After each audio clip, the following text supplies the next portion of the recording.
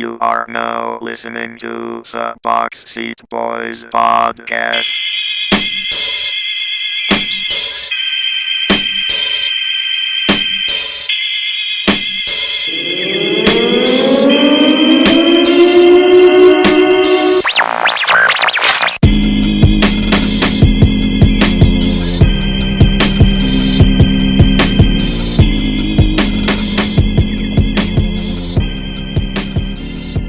What's up, guys? Josh back with another episode of the Box Seat Boys podcast.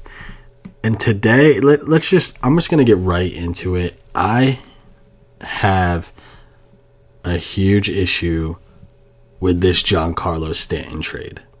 A huge issue. So let's get right into headlines.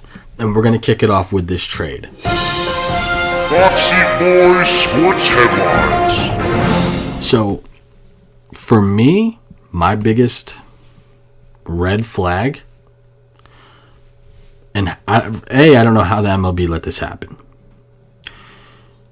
First, Derek Jeter obviously buys the Marlins. You know, he uses a lot of other investors' money to buy the Marlins. He starts cleaning house and then decides we need to cut payroll. Which makes sense. We need to cut payroll. We're not doing well. But we're going to trade away a one in who knows how. I mean, this is a once in a lifetime, once in a generation player. So we're going to get rid of him. Okay, I was on board. The Yankees were somewhat involved. Not nearly as much as the Giants, the Cardinals, all this stuff. There were reports that Stanton really wanted to go to the Giants, then decided he wasn't going to waive his no trade clause to them. The Cardinals, the Dodgers, I mean, a bunch of teams came up and it just never seemed to pan out. There's rumors that Stanton basically needed to waive his no trade clause to one of those two teams, the Cardinals or the Giants, or he would be quote unquote a Marlin for life. So they kind of tried to bully him there, which I don't know if I believe that either. But here's what I don't understand. The Yankees come out of nowhere, offer Starlin Castro, 2 minor leaguers, and the Yankees get Stanton for that. I mean, that is unbelievable. I don't know how the MLB let that happen. There is some sort of conspiracy, something. And I'm not just saying this as a Red Sox fan. I'm saying this as this should never have happened.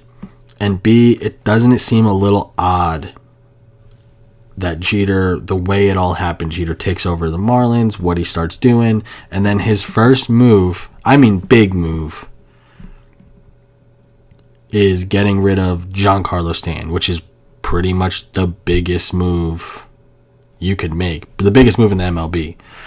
So that doesn't raise any red flags. I know some analysts have talked about it, but the MLB's not gonna. I want an investigation.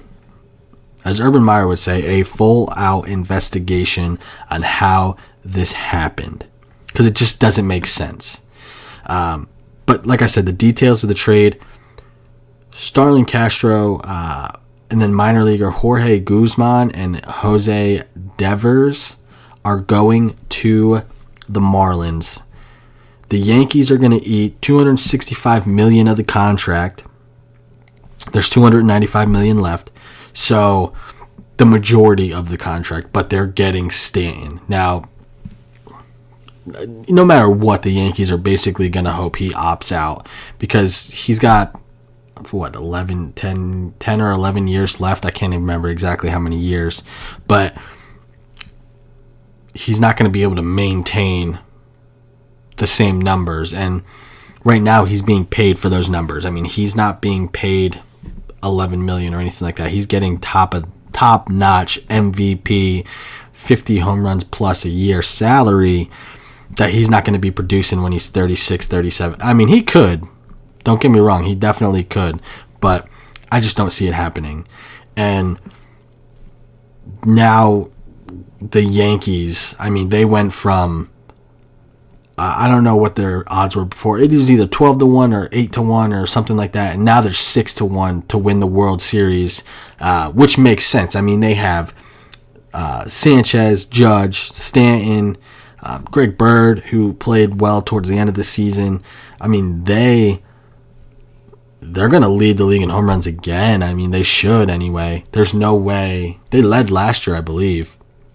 And then now you just add another 55 home runs, maybe more. He goes oppo to right field. Any fly ball for Stanton in right field's a home run in Yankee Stadium. So I don't know. There's something. There's just something there.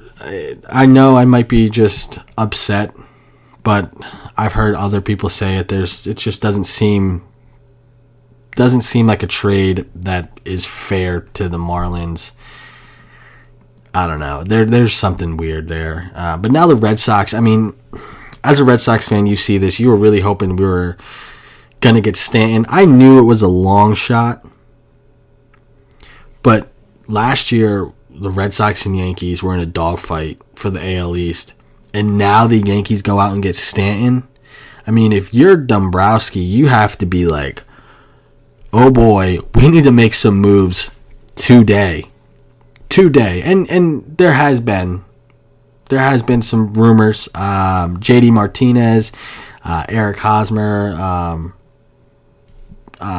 what's his name from the Cubs? Schwarber, whatever his name is from the Cubs. Kyle Schwarber. He's a good hitter, but I mean, none of those guys are Stanton. My feeling is if they can get Hosmer and JD Martinez or Schwarber, who he batted like 210, 215 last year, but he can hit the ball out of the park. He's a younger guy, I believe. So I really think if they can get at least two of those guys, it's going to help a lot. I mean, they were absolutely dreadful hitting the ball out of the ballpark last year. They need something. And it's obviously not going to be Stanton, as he's just going to go to Yankee Stadium and hit bombs. So here's my thing. Do not trade Devers. Do not trade Mookie Betts. Don't trade Benintendi. Don't trade any of these guys that are your core. Now, there's a rumor that JBJ's on the trade block. You know, Jackie Bradley Jr., he's on the trade block. I'm okay with that. To me, that's the one guy of the kind of that core, that nucleus that I would be okay with. Him, I guess I would be okay with Bogarts. I don't know if he has that fire and that passion that I like out of Mookie Betts and Benintendi and these guys. Like, if you watch Carlos Correa and Jose Altuve and those guys, like in the playoffs, I mean, they were fired up. Everybody was fired up, and it just doesn't seem like Bogarts is that guy, which is fine. Not everyone. I wasn't that guy. I wasn't a fiery guy when I played. But I'll tell you what, if we're gonna make a move and get him out of here, get Bogarts out of here, get similar talent, but someone that's gonna be that motivator and pick the rest of the guys up, I would be okay with that. I would definitely be okay with that. New rumor that I saw, I think I saw it earlier today. Rumors are the O's are listening to offers. I guess we'll call them offers for Machado. I think that's an absolute mistake. I mean, that's a mistake by them on any front. But apparently there's a rumor that the talks between the Phillies and the O's are getting a little bit stronger. I actually saw that my buddy Mark posted a thing on Facebook that was talking about it, and he's talked about that. He was a teammate of mine in college. He talked about that for a while, like, hey, Machado is coming to Philly. And I laughed about it and joked about it and said, no way, he'll end up in the Cubs organization. He'll end up with the Yankees or something like that. And now it's looking like Machado's going to leave the O's, and he might really end up in Philly. I don't know. That doesn't make Philly a World Series contender or anything like that, but that definitely helps build in the future. Bring more free agents in. You got guys that want to play around him. I guess Machado wants to move from third base to shortstop. So it makes sense. Go to a team that's going to let you basically do what you want, move to shortstop, build a nucleus around you. I don't know what the Phillies cap looks like. They could, get him and then add a couple more guys, compete for that. The East, which is okay. You got the Nationals. The Mets fell off. The Phillies haven't been good, obviously. So there's an opportunity for them to put themselves in possibly, most likely, that number 2 spot if they get a few pieces around Machado. If they get Machado, try and shoot for that wild card spot. And then be a few years away from, who knows where Bryce is going to go in the future either. He leaves, that could just tear up the whole squad in DC. So I mean, they if they get them, that's a huge splash. That's a huge move, and I mean, him in Philly wouldn't be a bad spot at all. But also the Otani from Japan.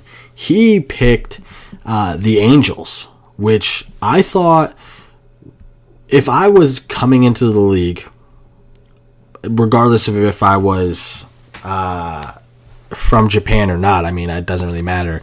If I could pick where I was going to go, playing with Mike Trout, I mean, he's an outfielder. Playing with Mike Trout in the outfield, being in the lineup with Mike Trout is definitely someone I would want to be in the lineup with. Rumors. I mean, he plays both sides. Like I said, he's a pitcher. He's can hit the ball extremely well. He's an outfielder. He wants to play both sides. I guess he wants to be kind of that dual threat guy. He wants to be like Babe Ruth. He wants to pitch. He wants to hit. He wants to play in the field. It doesn't look like he's going to play in the field. It looks like he's going to pitch, and it looks like he's going to DH. So that's and the Angels basically said, yeah, we had no doubt in our mind that he was going to play both sides of the ball, which is more of a football thing, but I guess he's going to pitch and he's going to hit. So they also mentioned a 6-man rotation, which kind of got me thinking, is that really good for the staff? I know a lot of pitchers who would prefer to throw on short rest than go that extra day. So I think that might cause a few issues. They might start in that 6-man rotation and then weed somebody out, go down to that 5-man rotation. Someone's in long relief. But to stay in a 6-man rotation all year, obviously there's possibility of injuries. But to stay in that 6-man rotation is tough to do, and I know a lot of pitchers don't like that. They don't like that extra. I mean, even the playoffs, you see guys, they would rather start on short day rest than get that extra day if there's like an off day in the playoffs. So it's really going to be interesting to see how they handle that. I wouldn't be surprised, like I said, if they move one of those guys to that long reliever spot, just because there's really no need to have a 6-man rotation. Unless you're basically saying, I know for a fact one guy's going to get hurt or going to need extra rest for sure.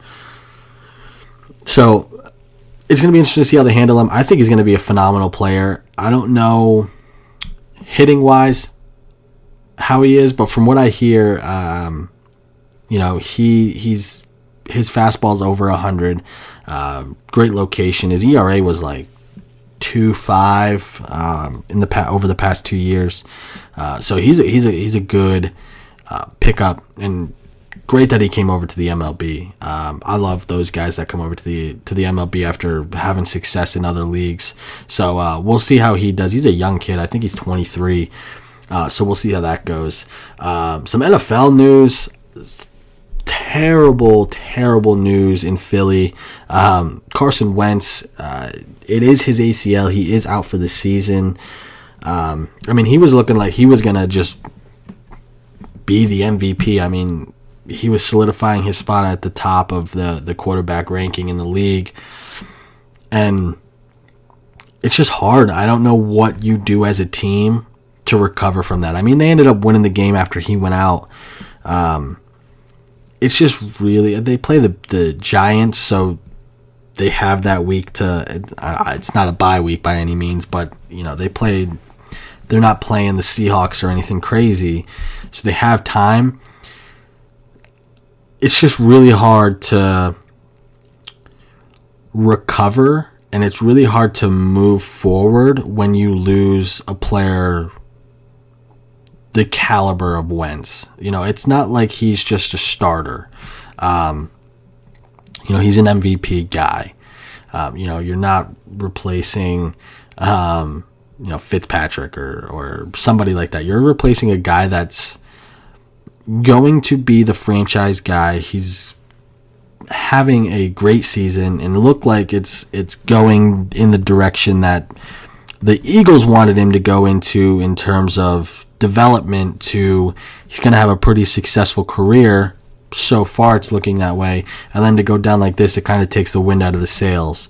They have the best record. They're in the playoffs. They already clinched. The season's not over. It's not the end of the world. It's going to be really hard for them to go to the Super Bowl. They have, especially if like the Packers and Aaron Rodgers comes back possibly this week. Look what happened to them. You know, he goes down. Look, we were just saying how the Packers were so great. Aaron Rodgers go down. We're like, hey, if they can just get to like 7-6 for Rodgers to come back, they probably are going to make the playoffs. It's a completely different story. So it's going to be tough for them to come out of the NFC now, where before they were the favorite. Now it's going to be tough with, you know, the Vikings, and if the Packers make it, and, you know, some of these teams. I wouldn't write them off, but it definitely makes it a lot tougher. But like I mentioned, the Eagles, they clinched. Steelers clinched. The Patriots lost to the Dolphins. So this week we have the Pats and the Steelers. I mean, this is huge game for both teams. Steelers win. Almost, I'm like 99% positive that they wrap up the 1 seed. Also, if the Patriots lose, they most likely, actually, I don't know if it's most likely, but they have an opportunity to even fall out of that 2 seed. So that means obviously no home field, no bye. They could be in a really interesting spot. You know, that they do well, you know, those 5 Super Bowls, they do well when they are at home. They do well when they are able to be that 1 seed, you know, have that bye. So, you know, it doesn't happen always, obviously. You know, they're not always going to be the 1 seed. But this is a huge game, and I wouldn't be surprised if we saw the Patriots after that loss come out and play really well against the Steelers. NBA. So here, everyone's talking about LeBron and what he's going to do. And a lot of people were talking LA. Some people even said Philly. Now what I'm hearing is a lot of executives think that LeBron's going to go to the Rockets. The Rockets are like 21-4, something like that. I mean, they're the best team record-wise in the Western Conference. If he goes to the Rockets, nobody better say a single thing about Durant going to the Warriors. If the Rockets continue to have success, get the 1 seed, maybe the 2 seed, and then he goes to the Rockets. I don't want to hear a single thing about Durant went to the Warriors and all this stuff, because LeBron's going to do the same thing if this happens. So I don't want to hear it. I think that's a little far-fetched. I think he just bought like a $15 million home. I don't know exactly how much it costs, something like that though, in LA, which makes sense. He loves to be out there. He has ties to LA.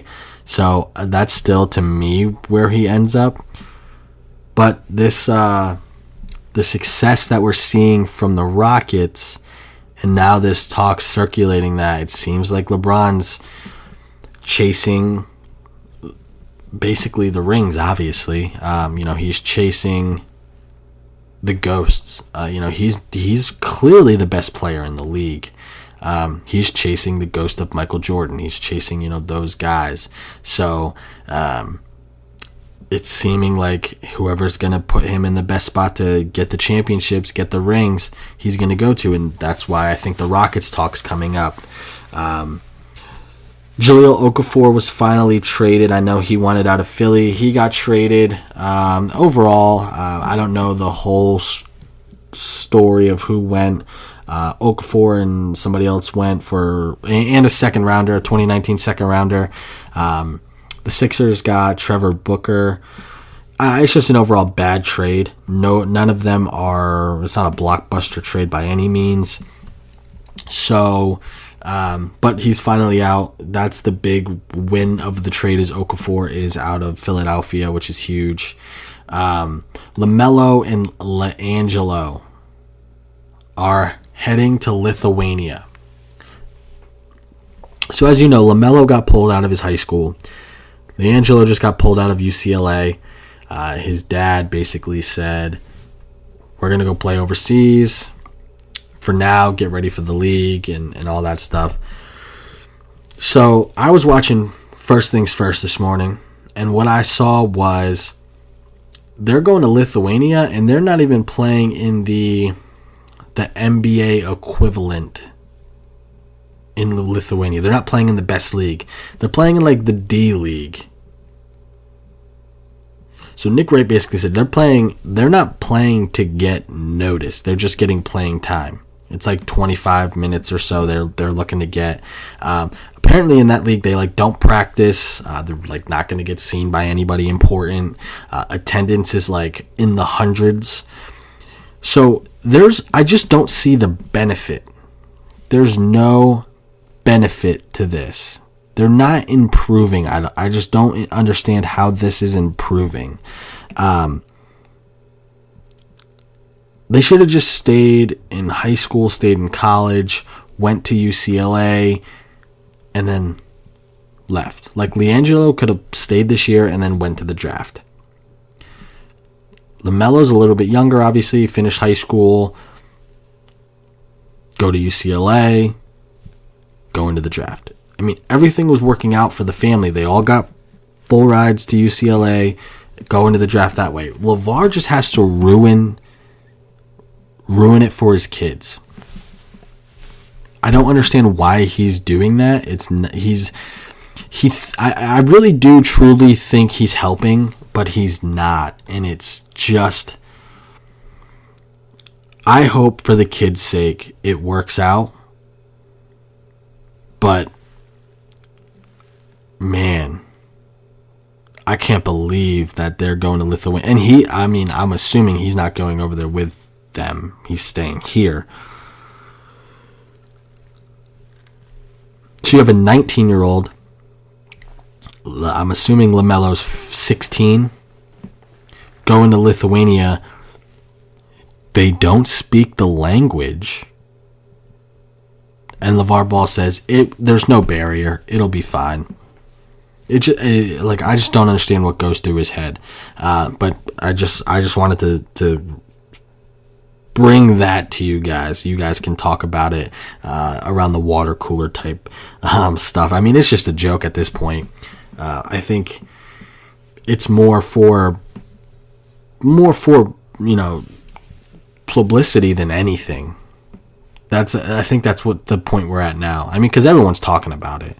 But anyway, Baker Mayfield, onto some college football. Baker Mayfield wins the Heisman. I mean, listen, he was far and above, regardless of the antics, far and above the best player in college football this year. The best player. Can't miss talent. I really thought 4 or 5 quarterbacks were going to go before Baker Mayfield in the draft. I'm not so sure. Sam Darnold's not what we thought. He might end up going back. Josh Rosen's probably the best right now. The kid from Wyoming, I can't think of his name right now, but he's not where we thought he would. I mean, they all have their flaws. Baker also has his flaws. I think he's probably top 3 now. He's very efficient. A little bit more mobile than the other guys. So he wins. I think he had like 80-something% of the votes, which was one of the highest ever. Bryce Love finished 2nd, and Lamar Jackson finished 3rd.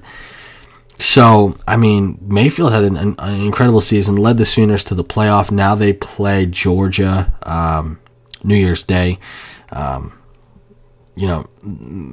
These 2 games that he has coming up are just going to help him in the future. They're going to help him solidify that draft stock a little bit more. I don't think he's going to hurt himself. I think he's going to play well. He plays well. He thrives in the big moments. He loves the pressure. So I think he's going to play well. Even if they lose, I don't think he's going to hurt himself. 2018 Heisman favorites. They're assuming Sam Darnold comes back. If he does come back, he's the favorite. Jonathan Taylor, Wisconsin running back, phenomenal season himself this year. He's number 2. Jalen Hurts, the quarterback from Alabama, is number 3. And Jarrett Stidham wraps up the favorites as the quarterback from Auburn. I was a little surprised with Jalen Hurts on this list. I mean, he obviously has had great success at quarterback, but I don't think he hasn't improved enough at quarterback. He hasn't shown me enough. He's only a sophomore to really think that he's Heisman worthy. If you take Baker Mayfield off of Oklahoma, they're in trouble. He makes them that much better. You take Jalen Hurts out, their backup I think is a better passer, and it's not hard to hand the ball off to Bo Scarborough or Damian Harris. It's not hard to do that. So I don't know if he would. He might be in the hunt now. When 2018 comes around, I'm not so sure. He's going to be. The only game we had last week was Army and Navy. Game played in the snow a little bit in Philadelphia. Army goes on to win 14-13. Low-scoring game. I thought this game was going to hit the over, but the forecast obviously changed that. Army, I did say that I thought they were the better team. Navy looked really good. I thought Army was going to win a little bit easier than they did. Navy actually, I think they missed a field goal at the end of the game, if I remember correctly, to lose. But Army was just playing better football. They deserved to win. They're, I forget, 9-3 now, or 8-4, something like that. They're both going to bowl games. So it's always a great game to watch. I love that they have their own week now to do it. So Army, takes the game. 2 years in a row they beat Navy now, which is huge for them. Jeremy Pruitt, Alabama's defensive coordinator, is leaving Alabama. He is going to coach the University of Tennessee. He's going to be the head coach of Tennessee after the debacle that search was. I mean, that was unbelievable.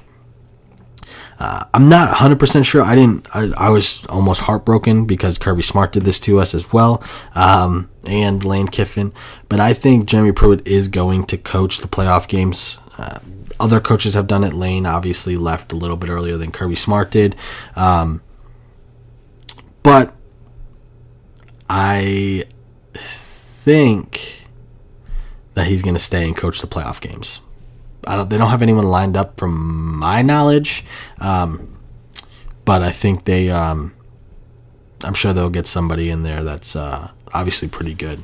I think Pruitt's a great coach.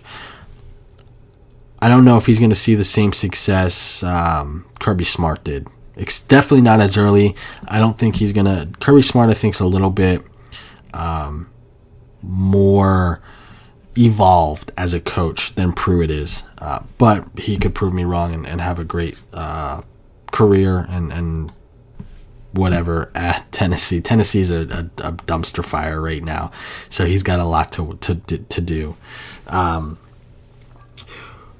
We have how many games? 6 bowl games this week. 6 bowl games this week.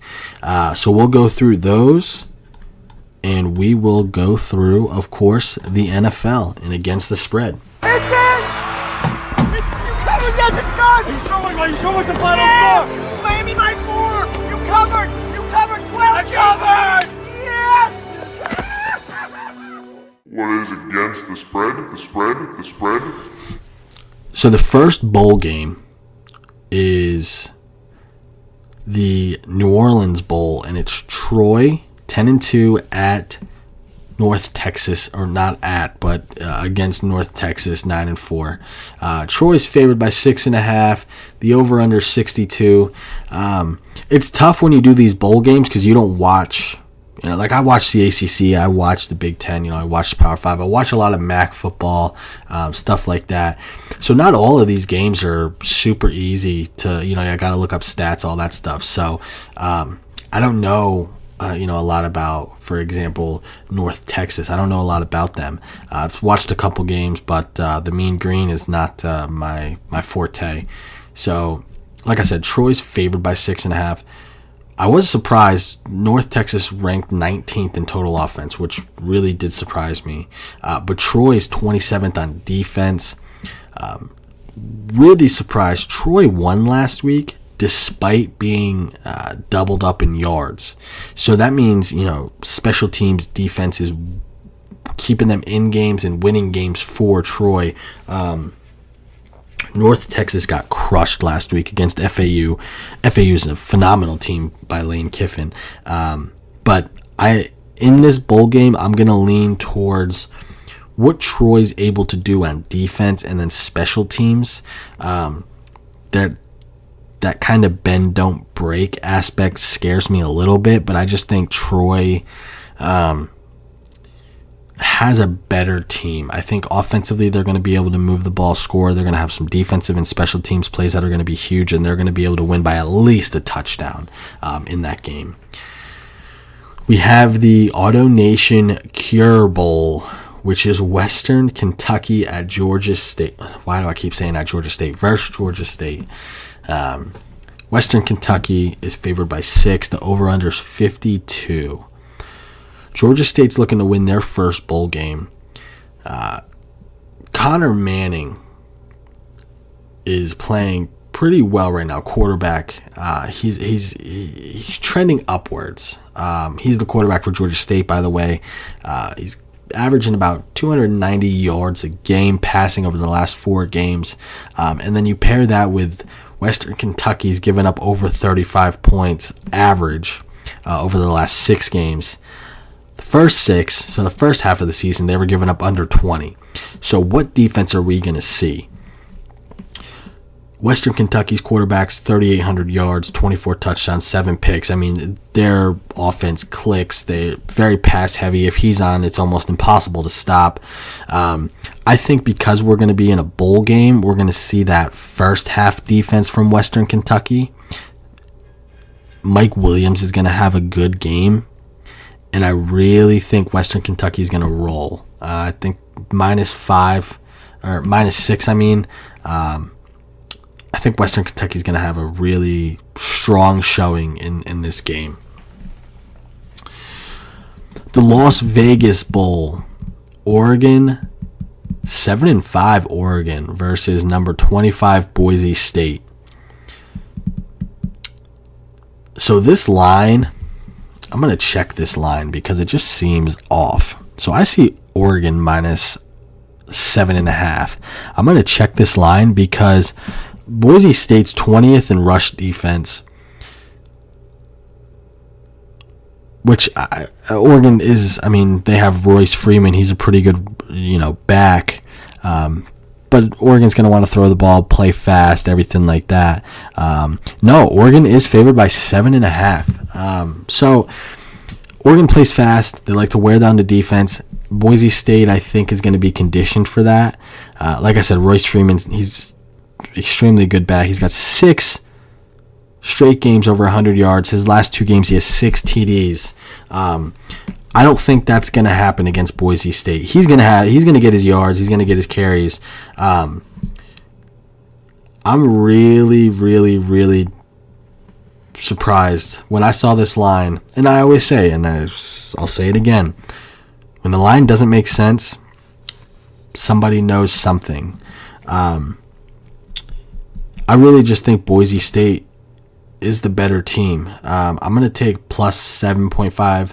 7.5, I should say. Now, just because I'm taking Boise State here, I think Oregon being favored by 7.5, they might come out and win this game. Win this game outright. I just don't think it's going to be by more than a touchdown. So, 97% of the money is on the over, but it's only jumped up. It only jumped up half a point. So there's some sharps on this game as well. I think Boise State is going to be the play here, at least for me anyway, just because I just think they're going to. Another reason is Oregon is heavily penalized. They've had 7 games where they've had 10 penalties or more. Boise usually a pretty disciplined team. Everything's just pointing to Boise State's going to at least keep this game close. If they don't win, they're going to keep it close. Next is the New Mexico Bowl. Marshall versus Colorado State. Both teams 7-5. Colorado State is 7-5, but they're a really good team.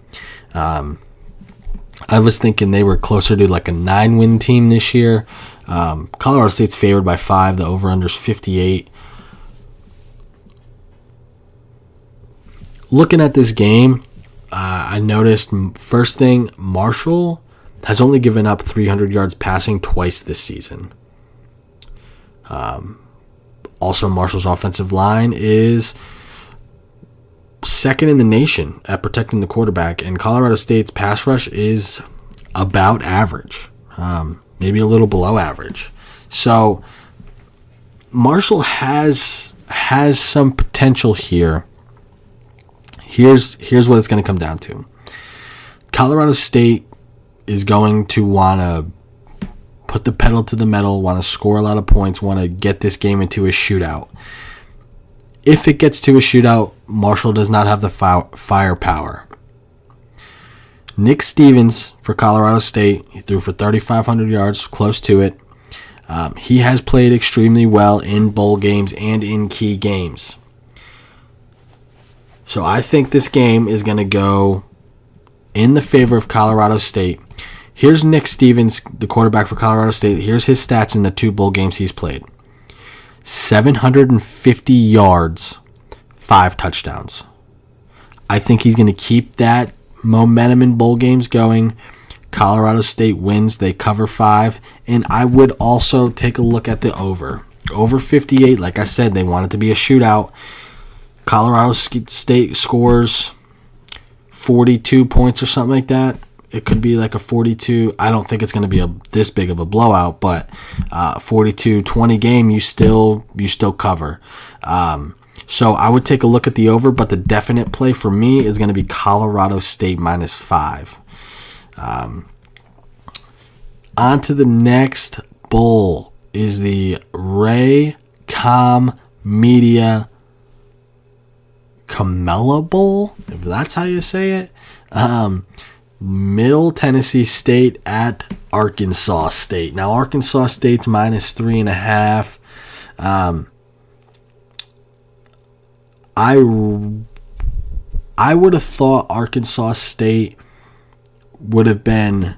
I could see this line moving closer to like 2.5. And the reason for that is the way Mississippi State has been playing of late. Now that they got Stockstill back, their quarterback, they have been playing much better. Mississippi State has scored 36 plus in the last 4 games since he's been back. The offense looks much better. I think the offenses are about even. Mississippi State and Arkansas State. Mississippi State has a better defense. So with Arkansas State favored by 3.5, if I can get that number, I'm going to take Mississippi State. Wow. Middle Tennessee State is playing in this game, and I'm going to take them plus 3.5 just because I think Stockstill is playing well. I think they could win this game outright. Not only that, 3.5 is too many points for Arkansas State. If they win this game, it's a field goal or something like that. So interesting to see where that line moves, because I definitely could see some money being thrown on Mississippi. I keep saying Mississippi State. Holy cow. Middle Tennessee State. Wow, get it together. Middle Tennessee State, I could see getting some money thrown their way, and that line coming down a little bit. The last bowl game, this is next Tuesday. So it's the Boca Raton Bowl, and it's Akron against Florida Atlantic. So here's the thing. Florida Atlantic is favored by 22.5. That's a lot of points. That's a lot of points in a bowl game. The over-under 61.5. Here's why this line's inflated. So it opened at 16.5, which I would have taken that, I think. FAU is playing at home. Lane Kiffin's offense is playing unbelievably. I do not know much about Akron. I will tell you this. I'm confident they can't keep up with Florida Atlantic. That being said, 22.5 is a large line. But after what FAU did in their conference title game, I wouldn't be surprised if they covered this. I want to see this. I'm not going to put money on the line. I'm going to wait and see if it comes down. If I can get it under 3 touchdowns, I'll take Florida Atlantic for sure, 100%. I don't think we're going to see it move down that much. I'm debating. I'm taking it at 22.5. I'm going to wait till this week goes a little bit to see what happens. What I will do is really consider this over, because if it is close, it's because Akron's scoring. It's not because they're stopping FAU. I don't think they're going to be able to do that. So I would consider playing the over. If you don't think that they're going to cover 22.5, consider the over, because there's going to be a lot of points scored in this game. Obviously, next week we'll get into the next week of the games. There's like 40 bowl games, and we just got through 6, so that means there's 34 to go. I don't know how many are going to be next week. I think there's like 11 or so, and we'll go through those. But what we're going to do now is get into the NFL. And it has been a crazy year. I'm doing okay. I'm still over the 50. I'm at 54% or so overall. NFL, I'm closer to that 52 range, which isn't where I want to be, but we're still making money here. So the Broncos are favored by 2.5 at the Colts. Man, I can't get a read on this Broncos team. I think at Indianapolis, I think I'm going to go with the Colts here. The Bears at the Lions. The Lions minus 5.5, taking the Lions. Chargers minus 1.5 at the Chiefs. The Chargers are playing well, but I think the Chiefs are starting to figure it back out, I guess is how you would say that. So I'm taking the Chiefs plus 1.5. The Eagles minus 7.5 at the Giants. So if Carson Wentz was playing this game, this line would probably be over 2 touchdowns, probably 16.5 or so. So I'm confident that they are going to beat the Giants by probably 10 points or so. The Giants are just not good, regardless of who's at quarterback. And I think the Eagles, even though Foles is there, he's not a bad quarterback. He's not Wentz, but he can do what he needs to do to get the Eagles to win the game against a bad Giants team. So I'm taking the Eagles minus 7.5. The Packers at the Panthers. So the Panthers are favored by 6. I'm taking the Packers, and I'm taking the Packers solely on the fact I think Aaron Rodgers is going to play.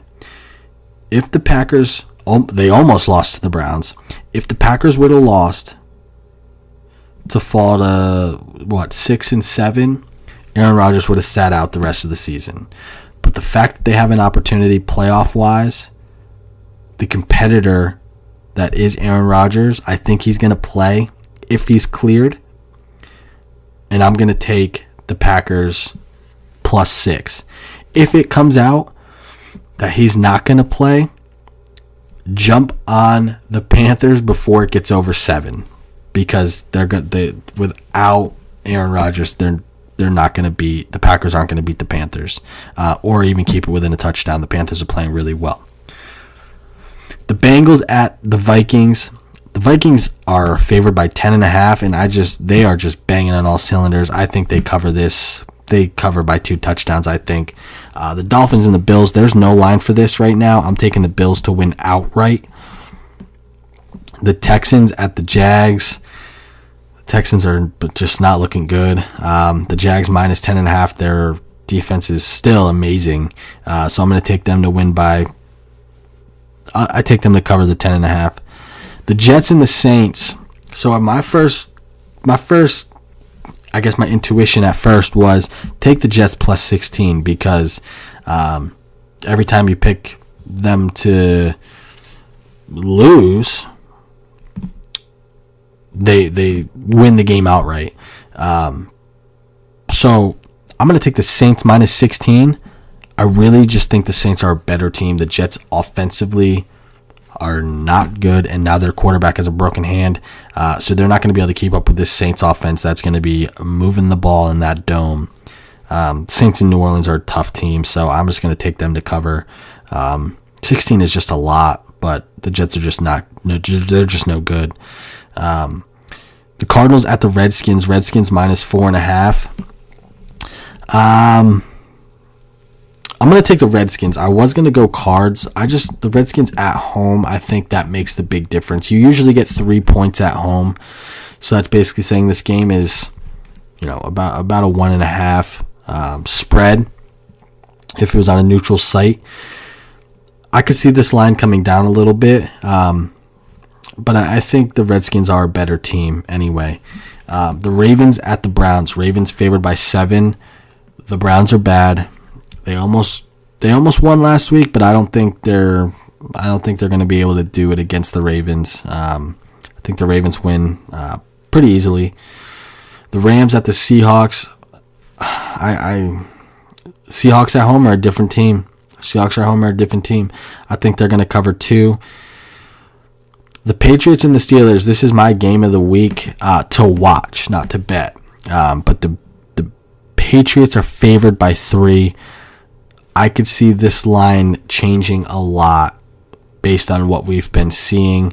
I think some heavy money is going to come in on the Steelers, and we're going to see this could be the biggest line change we see all year, or not all year, all week, where the Steelers might end up by Sunday as the favorite. So I'm going to take right now the Steelers plus 3, and as long as they're the dog, I think they're going to win this one outright, and I would take the Steelers. The Titans at the 49ers. 49ers minus 2.